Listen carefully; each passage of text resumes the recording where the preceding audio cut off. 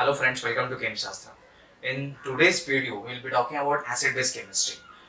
Precisely, we will be dealing with three acid-base chemistry which are very important as far as chemistry is concerned. And that is, first one is Arrhenius acid-base chemistry. Second one is Lowry Bronsted acid-base chemistry. And third one is Lewis acid-base chemistry. So let's begin one by one. So first what we are going to discuss is the concept of Arrhenius acid-base chemistry. You must be knowing this, you must have heard this word, concept of Arrhenius acid-base chemistry. How we represent it, how we define acid-base generally with Arrhenius acid-base chemistry. The first thing is, in a general way, we say that anything which is having hydrogen atom in it is an acid.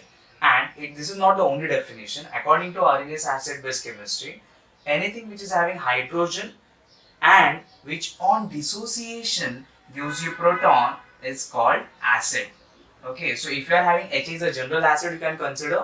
If this is having hydrogen atom and on dissociation, if it is giving you H plus ion, then that is as Arrhenius acid. And this is a concept what Arrhenius defined for the acid. Now, if you want to define something for the base, how the base is defined for the Arrhenius acid-base chemistry?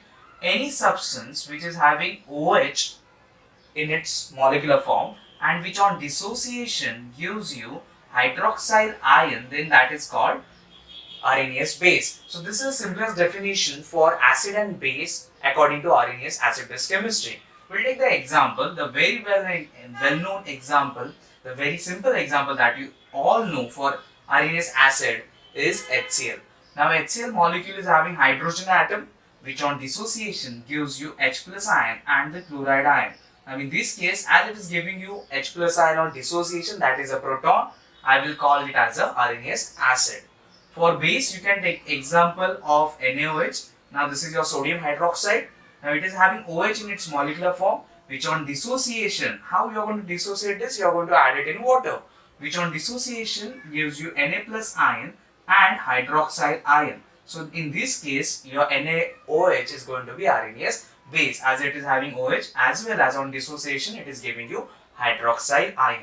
Now this H plus ion which gets forms in the aqueous form is not free one, it is always hydrated. That we all know now that H plus ion is actually not the free one, which combines with water. If you're going to, obviously you are going to use water for dissociation, and that is present as a hydronium ion, H3O plus. We know that free H plus ion is not available in the aqueous state. So these are the examples of Arrhenius acid-base chemistry. You can prepare n number of examples. For example, sulfuric acid. We know H2SO4 on dissociation gives you 2H plus ion plus SO4 minus 2 ion. So it is having hydrogen atom, as well as on dissociation it is giving you H plus ion. So it is Arrhenius acid. We can take example of KOH in this case, or MgOH twice. Magnesium hydroxide you can consider. Magnesium hydroxide on dissociation it will give you magnesium Mg plus 2 hydroxyl ion. So it really doesn't matter how many hydroxyl ions you are getting. The concern is you should get hydroxyl ion. So MgOH twice, it is having OH in its molecular form, and on dissociation it is giving you hydroxyl ion. So this is Arrhenius base according to Arrhenius acid-base chemistry. So this was all about Arrhenius acid-base chemistry. Let's try to understand next our concept of acid-base chemistry, which is also very important, and it is bit modification I can say, or it is advancement of the Arrhenius acid-base chemistry, and that is the next concept is a Bronsted Lowry acid-base chemistry, or you can call it as a Lowry Bronsted acid-base chemistry. Now according to Lowry Bronsted acid-base chemistry, we are going to just define few things in a different way. According to Lowry Bronsted acid-base chemistry or Bronsted Lowry acid-base chemistry, anything which on dissociation gives you. Now this is not the way how Lowry Bronsted defined this as an acid. It is saying that anything which is a proton donor is a acid. So in this case, I am not saying that it is on dissociation giving H plus ion. I am saying that if you are having a substance, if it is a proton donor, that means it is giving H plus ion, then it is called Lowry Bronsted acid.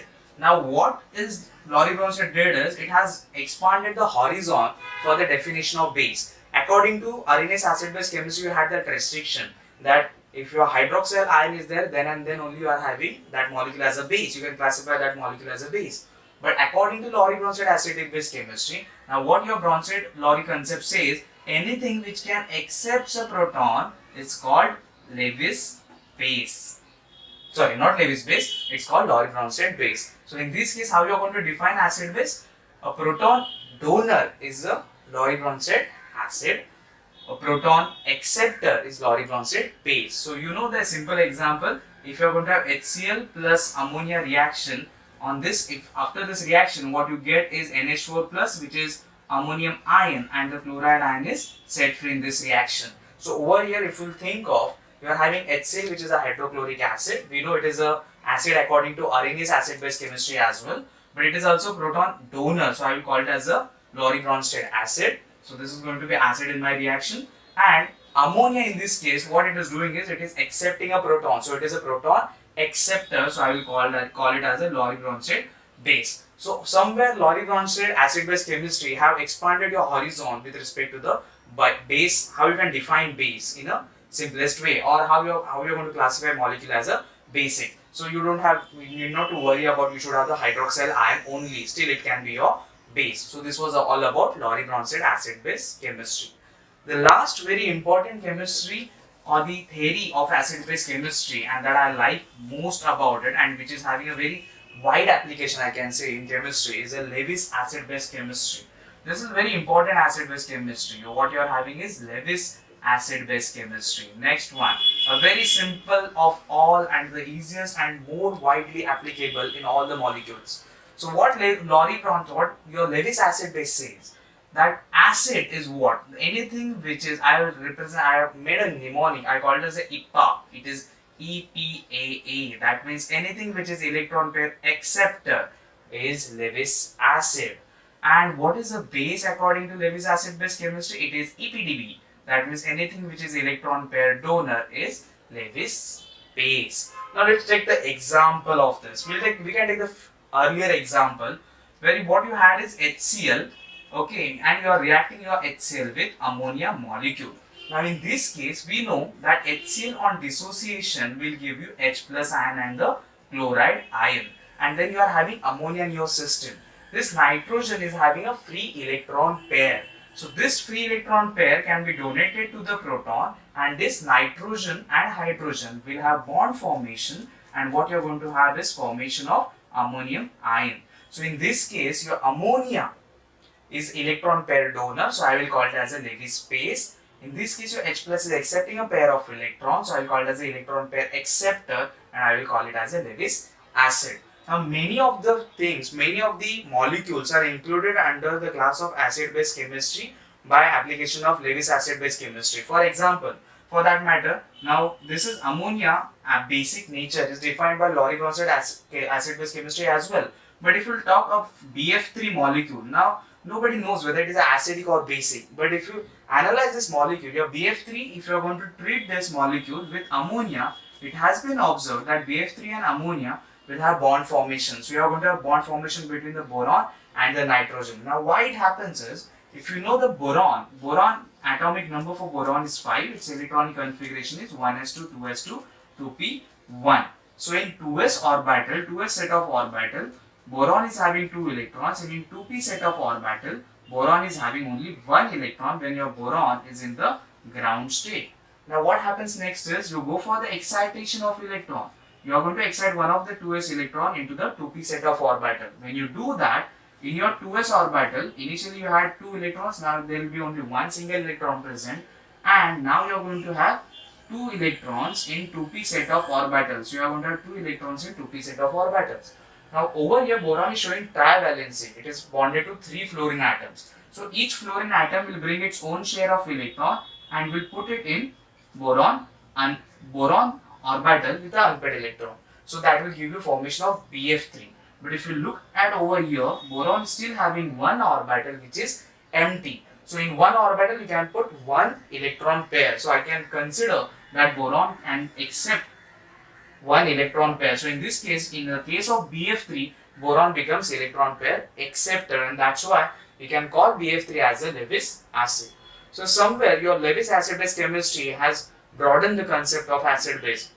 And if you will ask me, this is my observation, you take any reaction in organic chemistry, You can classify them under acid-base chemistry always, because if you know that every organic reaction involves electrophile as well as a nucleophile. What is electrophile? It is an electron deficient entity and which is electron pair acceptor. What is a nucleophile? It is electron rich entity which is electron pair donor. So electron pair donor, that means nucleophiles are Lewis bases and electrophiles are electron pair acceptor, that's why they are Lewis acid. So all your reactions in organic chemistry can classified under as a acid-base chemistry. So this was about the Lewis acid-base chemistry, Lowry Bronsted acid-base chemistry and the Arrhenius acid-base chemistry. I hope students you have enjoyed this video on acid-base chemistry. I'll make sure that I will make a small video so that it won't be a complete burden to all of you कि यार मेरे को 20 minute का video देखना है, 25 minute का video देखना है. Concepts are very simple.